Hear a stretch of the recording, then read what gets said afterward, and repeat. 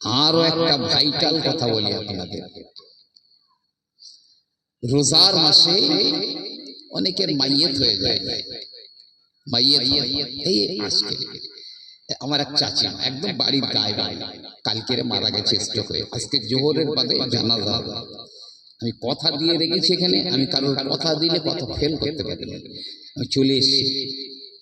তো রোজার মাসে মাইয়েত হয়, অনেকের বাড়িতে হয়।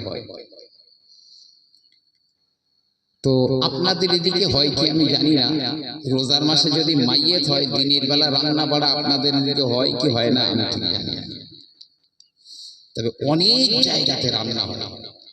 যারা বেরোজগার তারা খাবে বলে, ও তো গেল ধ্বংস হয়ে, যে মরেছে ওরও ধ্বংসের মুখে ছুড়ে দিল, আর আর যারা খেয়েছে ওদেরকেও দিল জাহান্নামে, সে একদম গর্তে লাথি মেরে ফেলে দিল। তোমার মতো নির্লজ্জ বেহায়া কে আছে? রোজার মাসে এসে জানাজা করতে, রোজা করে না বলে তার জন্য রান্না করেছো? ঈমান আছে তোমার? ঈমানের ভিটে ঘুঘু চড়ে গেছে। জানাজায় বলে দিচ্ছে যারা রোজা করে না খেয়ে যাবে। আমার সামনে ওইরকম কথা বললে যত বড় যেই লাচ্ছায় হোক না কেন জুতো খুলে ওর মুখে মারবই আমি। ছেলে খেলা পেয়েছো তুমি? এই তুমি রোজা করো না তো আমার বাপের জানাজা পড়তে এসে করো, তুমি জানাজা পড়লে একটা শস্য পরিমাণ নেকি হবে না, দূর হয়ে যাবে এখান থেকে। আল্লামা রুহুল আমিন রহমাতুল্লাহ আলাইহি লিখেছে বেনামাজি কলেমা খানি পড়লে একটাও নেকি হবে না। কে লিখেছেন? আল্লামা রুহুল আমিন রহমাতুল্লাহ আলাইহি। বেনামাজি কলেমা খানি করলে একটা নেকিও হবে না। তো আমি দাওয়াত দিয়েছি, তো আমার বাপ মরে গেছে, তুমি কিছু নেকি কামাই করে সেই নেকি আমার বাপের দেবে, বিনিময়ে তোমার দুটো খেতে দেবো। তা তোমার দ্বারাই যদি আমার বাপ একটা নেকিও না পায়, তা তোমার খেতে লাভ কি? আমার উৎসব হয়ে গেছে, উৎসব। ইবাদতগুলো উৎসব হয়ে গেছে। শবে বরাতের মূল লক্ষ্য হারিয়ে গেছে, শবে কদরের মূল লক্ষ্য হারিয়ে গেছে, রমজানের মূল লক্ষ্য হারিয়ে গেছে, নেই। ফিকার কিতাব আছে যে মহিলাদের, ঋতুবতী মহিলাদের তো রোজা হবে না, পরে গিয়ে রোজা কাজা করে দিতে হবে। সওয়াল মাসে দেখ আর অন্য কোনো মাসে দেখ, যে রোজাগুলো কাজা হবে ঋতুবতী ও মহিলাদের, পরে গিয়ে কাজা করে দেবে।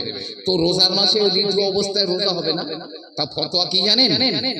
ফতোয়া হচ্ছে রোজা তোমার হবে না ঠিকই, তাই বলে তুমি যেন গিলো না, রোজাদারদের মতো হয়ে থাকো, রোজাদারদের মতো হয়ে থাকো। রোজার মাসের সম্মানের জন্য কি অবস্থা আজ বলে আমি ভাবতে পারছি না। রোজার মাসে যদি মাইয়েত হয়, আমি গুনাহগার, পায়ে ধরে বলে যাচ্ছি 100 গ্রাম চালও রান্না করবেন না। যদি বলেন একদম ছোট ছোট বাচ্চা, নাবালক বাচ্চা যদি রাঁধবেন, একদম গোপনে কেউ যেন জানতে না পারে, আর ওই নাবালক যে সাবালক হয়ে গেছে সে যদি খেতে আসে গলা ধাক্কা দেবেন, ও কুটুম্বিতে থাকার না থাকার। নাবালক বাচ্চা এখন রোজা ফরজ হয়নি, এমন গোপনে খেতে দেবেন যেন কেউ দেখতে না পারে, তাহলে ঠিক আছে। এই মাসের গুরুত্ব এত, রব্বুল আলামিন বললেন শাহরু রমাদানাল্লাযী উনজিলা ফীহিল কুরআন।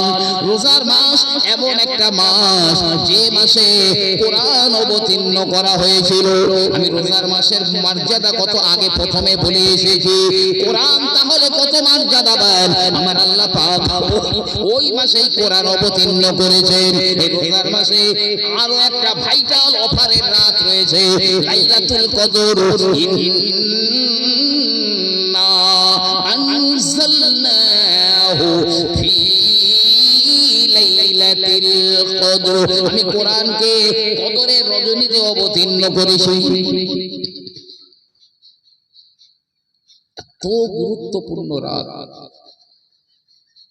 এসে মসজিদে ইমাম সাহেব বলে দিল 8 রাকাত নামাজ পড়েন। 8 রাকাত নামাজ পড়ে হয়তো কেউ একটু কবর জিয়ারত করলো, বাড়ি গিয়ে খেয়ে দিয়ে শুয়ে পড়লো, লাইলাতুল কদর আদায় হয়ে গেছে।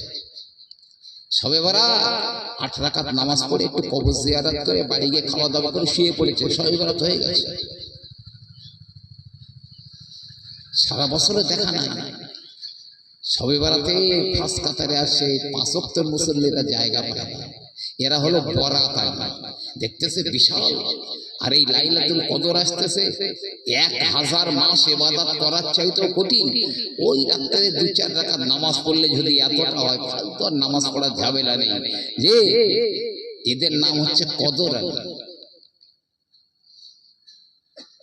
মনে রাখবেন, রোজার মাস কেউ যদি আপনাকে কথা বলাতে চায়, আপনি শুধু বলুন আনা সাইমুন, আমি রোজা রাখছি, আমি রোজাদার।